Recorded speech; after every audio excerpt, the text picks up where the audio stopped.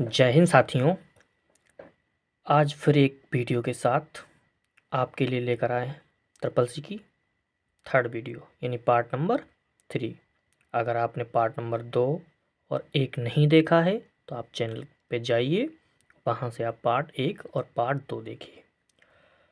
पूरा complete course triple C का हम कराएंगे। आप हमसे जुड़े रहिए, वीडियो को लाइक करिए, शेयर करिए, कमेंट करिए।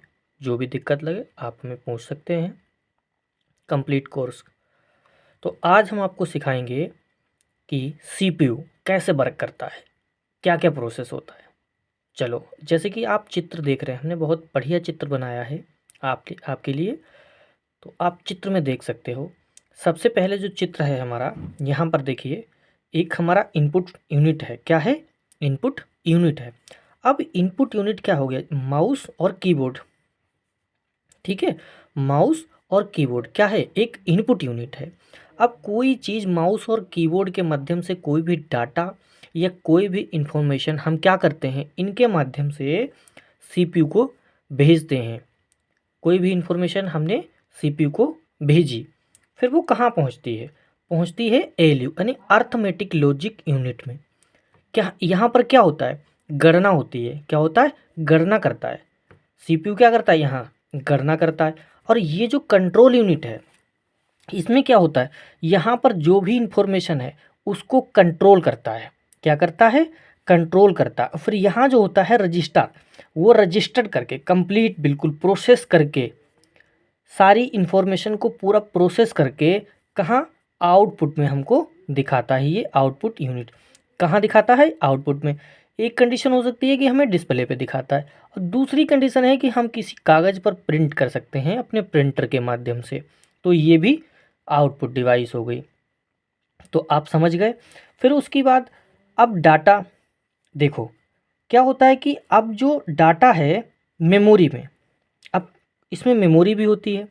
ठीक है, मेमोरी होती है, मेमोरी होती है। उस मेमोरी में भी क्या होता है? हमारा वही डाटा हम सेव भी कर सकते हैं जो प्रोसेस हुआ है कंप्लीटली। कहाँ? सीपीयू के अंदर। उस डाटा को हम क्या करें? अपनी मेमोरी में भी रख सकते हैं कि आगे भविष्य में भी हम उसका इस्तेमाल कर सकते हैं या देख सकते हैं। तो आप बहुत अच्छे से समझे होंगे सीपीयू में प्रोसेस का कार्य। ठीक है, आगे हम देखते हैं आगे। अब देखिए हेडिंग क्या है? हेडिंग है मेमोरी यूनिट। क्या है? Memory unit. अब हम समझते हैं मेमोरी इंस्ट्रक्शन, इंफॉर्मेशन और रिजल्ट्स को क्या करता है? स्टोर करके रखता है अपने अंदर। स्टोर करके रखता है। स्टोर करके रखना मेमोरी कहलाता है किसी भी चीज़ को। जैसे आपने कहीं भी कोई चीज़ स्टोर करके रखी, तो वो स्थान उतनी देर के लिए क्या हो गया? एक स्टोर करने की क्षमता, यानी उसी को हम क्या कहेंगे? मेमोरी। कंप्यूटर मेमोरी में डाटा कैसे स्टोर होता है? 0 और 1 के रूप में स्टोर करता है। कैसे करता है? 0 और 1 के रूप में स्टोर करता है। और इन दो संख्याओं को क्या बोलते हैं हम लोग? Binary digit. बहुत अच्छा है, बाइनरी डिजिट। बाइनरी डिजिट बोलते हैं। ये देखो हमने लिख भी रखा है। और बिट्स भी कहा जाता है। क्या? बिट भी कहा जाता है। इसकी शुरुआत कहाँ से होती है? इसकी जो सबसे छोटी इकाई है वो 8 डिजिट, यानी 8 डिजिट या 8 बिट, जैसे 1 00 11 00 1 से होती है। ये 8 बिट 1 बाइट के बराबर होती हैं। किसके? 1 बाइट के बराबर होती हैं। ये क्वेश्चन आपसे पूछा जाएगा कि 1 बाइट में कितने बिट होते हैं। ये आप इम्पोर्टेंट लगा लीजिए यहाँ पर, इम्पोर्टेंट, कि 1 बाइट में कितने बिट्स होते हैं। तो आप कहोगे 8 बिट होते हैं। ठीक है, आगे देखिए। आगे जो पॉइंट है, बिट बाइनरी डिजिट। कंप्यूटर अपने इंफॉर्मेशन सेव करने के लिए क्या करता है? बाइनरी डिजिट का प्रयोग करता है। कंप्यूटर अपने में इंफॉर्मेशन सेव करने के लिए बाइनरी डिजिट का उपयोग करता है। समझ गए? ठीक।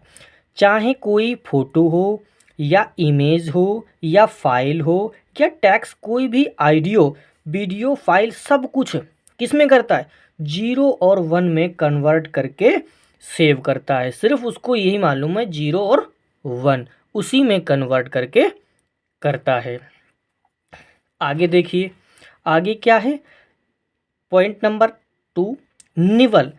एक निवल 4 बिट्स का ग्रुप निवल कहलाता है।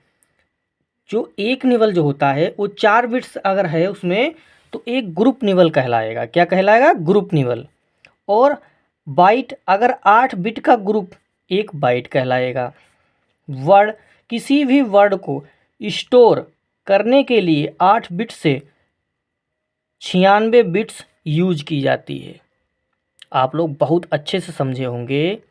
अगर आपको दिक्कत लगी, कोई परेशानी हो, तो आप तुरंत कमेंट में हमको बताइए, हम आपको तुरंत मैसेज और आपका सपोर्ट करेंगे। धन्यवाद। आज के लिए इतना ही काफ़ी। शेयर करिए, लाइक करिए, सब्सक्राइब करिए।